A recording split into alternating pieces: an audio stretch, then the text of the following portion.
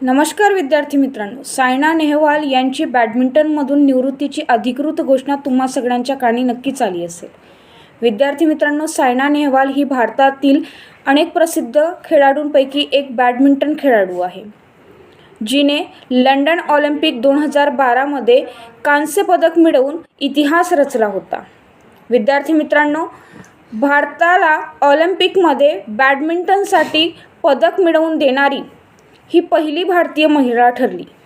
तसेच सायना नेहवाल हिने अनेक आंतरराष्ट्रीय राष्ट्रीय स्पर्धेत सहभागी होत अनेक पदके जिंकली आणि त्यामुळेच सायना नेहवाल ही भारतातील एक महत्त्वाची, लोकप्रिय आणि प्रसिद्ध खेळाडूपैकी एक आहे। विद्यार्थी मित्रांनो, सायना नेहवाल यांना अर्जुन पुरस्कार 2009 ने सन्मानित करण्यात आले होते। तसेच राजीव गांधी खेलरत्न पुरस्कार 2009-10 ने सुद्धा त्यांना सन्मानित करण्यात आले होते आणि सोबतच पद्मश्री पुरस्कार 2010 आणि पद्मभूषण पुरस्कार 2016 हे सुद्धा पुरस्कार त्यांना मिळालेले आहेत।